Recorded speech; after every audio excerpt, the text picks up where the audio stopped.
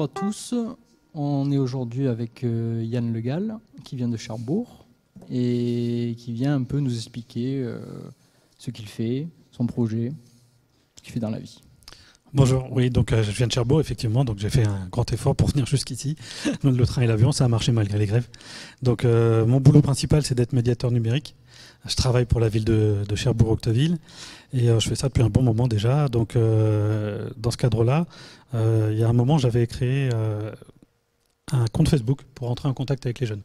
Et puis il s'est avéré que la Caisse d'allocation familiale de la Manche a lancé un appel à projet il y a 2 ans à peu près sur ce qu'on a appelé la présence éducative sur Internet. Et du coup, on a répondu à ça. On a été l'un de ceux qui ont répondu, puisqu'il y en a plein qui ont répondu dans la Manche. Ça a très très bien marché, cet appel à projet. Et en fait, l'idée était de créer une présence éducative sur Internet auprès des jeunes pour éviter qu'ils soient seuls face à cet Internet qui en inquiète certains, et qu'on puisse leur servir de ressource pour toutes les questions qui se posent, que ce soit sur le numérique, sur leur vie de tous les jours, sur ce qu'ils rencontrent comme problème, ou tout simplement aussi pour se dire bonjour, coucou, comment ça va.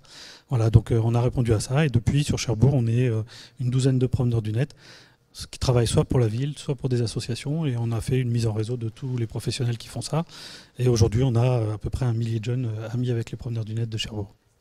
Alors, comment s'actualise votre relation avec les jeunes? Par quelle plateforme vous les rencontrez? Expliquez-nous ça un peu. Alors officiellement, il n'y a pas d'outils privilégiés. Sauf que ceux qu'on utilise, c'est d'abord ceux que les jeunes utilisent, parce que si on veut les trouver, c'est un peu comme si on allait dans la rue, hein, il faut aller là où ils sont.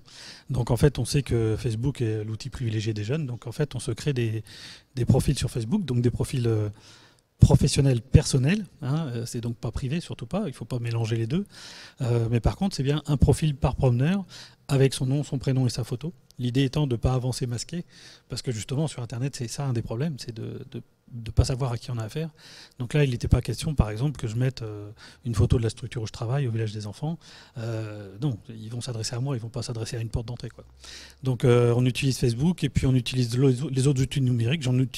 J'en essaye régulièrement. Il y en a un sur lequel je me suis profondément ridiculisé il n'y a pas très longtemps, c'est sur ask.fm, qui est un mini réseau social sur lequel on se met, en fait, on crée un compte, on se met en avant, et puis on fait un peu celui qui est interviewé.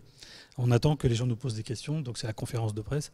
Sauf qu'en fait, on s'est rendu compte que les jeunes se faisaient sérieusement agresser sur ce site, et que souvent c'était règlement de compte à hockey choral, parce qu'en fait les questions peuvent être posées anonymement.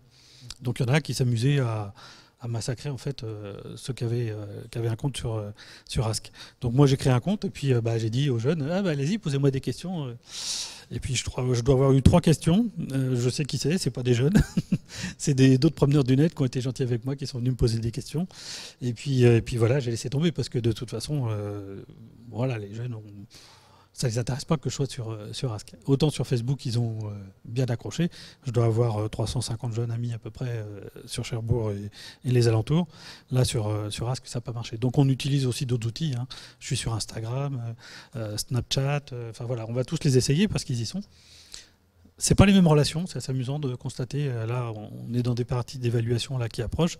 On se rend compte qu'ils n'utilisent pas les outils de la même façon pour pas faire les mêmes choses en tous les cas. On sait que sur Facebook, où on pensait qu'il se passait plein de choses très détestables, et finalement pas tant que ça. Par contre, on a fini par comprendre que c'était surtout par le biais des smartphones que les choses désagréables se passaient. Et là, malheureusement, nous, on n'a pas trop de possibilités d'agir, parce que on n'est pas dans leur carnet d'adresse au niveau du téléphone. Et puis sur d'autres sites, en fait, on se rend compte, même sur Ask, il y a eu un effet de mode. Ça concerne les collégiens, mais au lycée, par exemple, ils abandonnent parce qu'ils voient bien que c'est pas terrible, quoi. Et vous avez eu un peu des retours de la part des jeunes, de savoir est-ce que ça leur plaît? Est-ce que l'accès est facile? Est-ce que vous rentrez facilement en contact avec eux? Alors le principe de fonctionnement, c'est que chaque promeneur du net doit avoir au moins une permanence par semaine. On s'est rendu compte qu'au-delà de cette permanence, ceux qui avaient un peu de temps se permettaient de se reconnecter sur leur compte Facebook, et donc d'être un peu plus disponibles. Donc ça prend plus de temps que prévu, mais en même temps, c'est vrai que ça, c'est lié au fait aussi qu'on a des statuts, un employeur. L'idéal, ce serait de se connecter sur Facebook entre 22h et 2h du matin. Voilà, quand on a un patron, il aime pas trop ça. Déjà, le travail sur Facebook, c'est des fois assez incompréhensible pour un employeur, parce que il s'amuse sur Facebook. Non, non, il s'amuse pas, il travaille.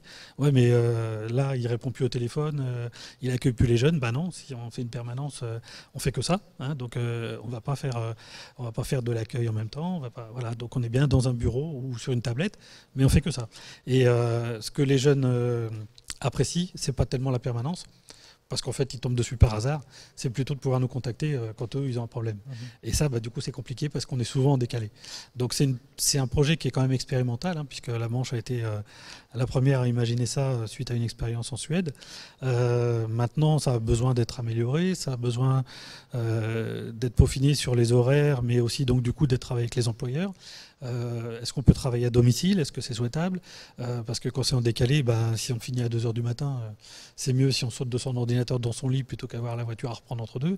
Et est-ce que c'est nécessaire d'être tout seul dans son bureau pour faire ça la nuit? Voilà, donc il y a plein de questions qui se posent autour de ça. Ça change beaucoup les pratiques professionnelles, d'autant plus que les preneurs du net ne sont pas tous sur le même profil. Hein. Je ne parle pas de Facebook, là je parle du profil vraiment professionnel. On a des médiateurs numériques, mais pas que. Hein. On a aussi des animateurs jeunesse, on a des éducateurs spécialisés, des travailleurs sociaux. Il y en aura d'autres profils qui vont venir. Donc c'est vrai que ça donne des habitudes de travail très nouvelles et très intéressantes parce qu'on est dans la pluridisciplinarité. Par contre, c'est vrai qu'il faut inventer des nouvelles façons de travailler. Donc c'est compliqué, mais c'est super intéressant. D'accord. Et peut-être une dernière question. Vous trouvez que les jeunes ont besoin d'apprendre le numérique? Vous trouvez qu'ils ont des lacunes, que ça ne va pas? Non, ils sont super forts. Non, clairement, il y a des mythes un petit peu qui se véhiculent. Alors, les médiateurs numériques et animateurs multimédia savent très bien qu'en fait, les jeunes sont très performants sur des usages très précis, mais que sur la culture numérique en général, notamment la culture technique, là, ils sont plutôt pas bons du tout en moyenne, et qu'il y a besoin de travailler ça. Moi, j'interviens régulièrement en collège-lycée, même sur les smartphones qui sont tout le temps dans leur poche. Ils ne savent pas mettre en antivirus, ils ne savent pas se protéger, ils ne savent même pas le b.a.-ba, ils ne savent pas se mettre en mode avion pour ne pas se faire choper en classe quand ça sonne. Enfin voilà, donc des choses comme ça, il y a besoin de travailler tout le temps. D'accord, merci beaucoup. Mais de rien. Et je vous dis au revoir à tous.